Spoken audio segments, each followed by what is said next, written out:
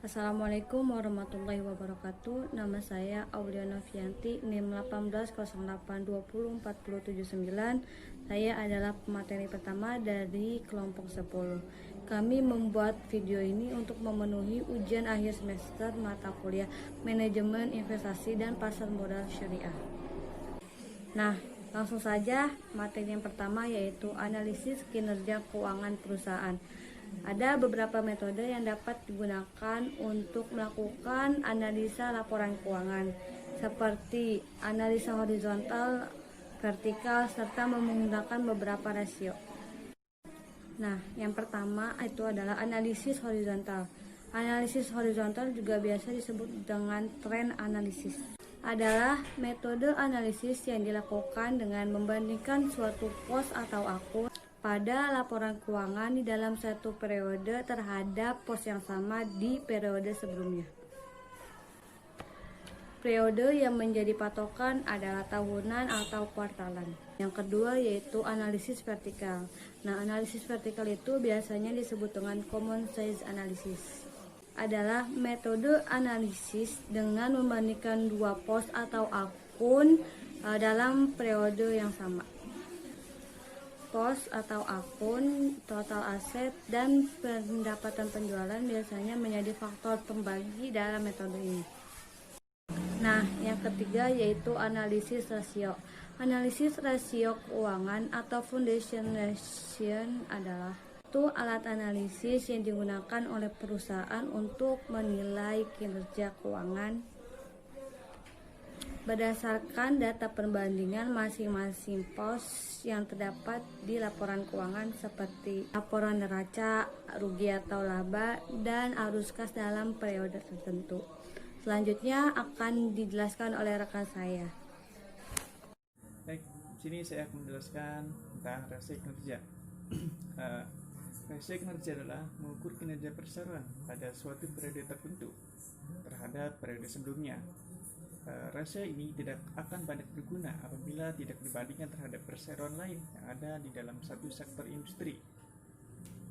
Pada dasarnya, rasio ini memiliki metode yang sama seperti pada analisa vertikal.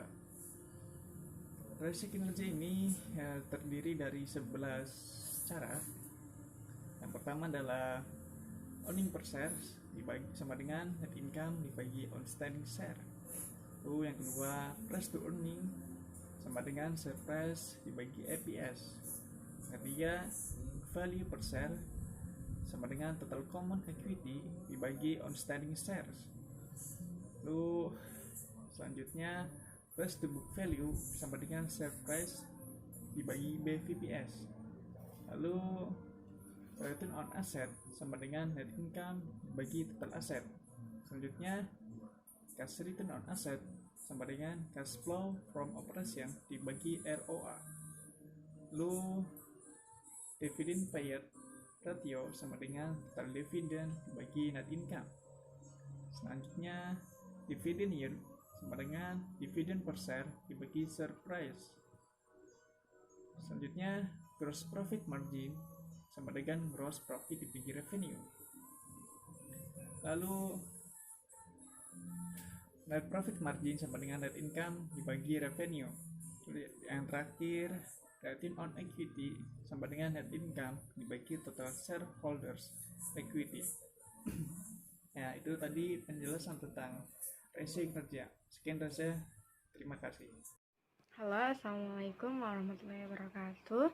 Nama saya Yusoliha, saya dari jurusan Ekonomi Syariah kelas B. NIM saya 1808204069. Saya dari kelompok 10. Saya sendiri sebagai pemateri ketiga. Di sini saya akan memaparkan dua subbab terakhir mengenai analisis keuangan atau analisis rasio keuangan sama analisis DuPont. Rasio adalah rumus membandingkan posisi akun pada laporan keuangan.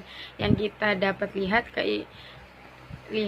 nilainya itu dapat kita baca. Rasio terbagi menjadi 4 secara garis besar, yaitu rasio yang pertama rasio profitabilitas, yaitu rasio yang mengukur kemampuan suatu perusahaan atau mengukur laba, seperti bagaimana perusahaan itu memperoleh laba, maka masuk ke dalam rasio profitabilitas. Yang kedua itu rasio likuiditas. Rasio likuiditas itu kata kuncinya liquid, cair. Jadi rasio likuiditas itu rasio yang mengukur kemampuan perusahaan dari sisi kelikwidannya atau dari sisi kekayaannya, seberapa liquid kekayaannya. Kalau tiba-tiba perusahaan itu bangkrut, apakah perusahaan itu dapat melunasi hutang jangka pendeknya? Sementara yang selanjutnya itu rasio solvabilitas. Rasio solvabilitas itu berbeda dengan rasio likuiditas, tapi berbeda sangat sedikit, yaitu sementara rasio solvabilitas itu yaitu apabila perusahaan dapat menangani suatu hutang yang memiliki jangka panjang yang digunakan untuk keperluan perusahaan, sementara likuiditas itu yaitu hutang yang jangka pendek. Yang terakhir, yang keempat, yaitu rasio aktivitas. Rasio aktivitas itu rasio yang mengukur keefektivitasan atau keefisienan suatu perusahaan dalam menggunakan aktiva atau dalam menggunakan aset perusahaan, yang dapat ditingkatkan apabila suatu perusahaan tersebut mendapatkan investasi, sehingga perusahaan tersebut akan mendapatkan nilai keuangan yang maksimal. Untuk materi selanjutnya yaitu analisis DuPont. Analisis DuPont itu adalah rasio keuangan yang menjabarkan ROE menjadi komponen-komponen penting. ROE itu sendiri yaitu rasio keuangan yang menggambarkan suatu rate of return yang didapatkan oleh suatu perusahaan.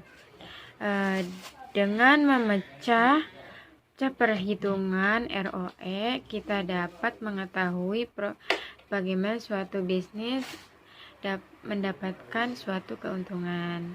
Setiap perusahaan tentu ingin menghasilkan ROE yang tinggi, namun kendala dengan persaingan dalam suatu perusahaan dibatasi, yang menghadirkan trade off dalam perusahaan. Apakah perusahaan akan memilih memaksimalkan perputaran aset atau akan memaksimalkan laba bersih? Sebagai contoh, perusahaan manufaktur atau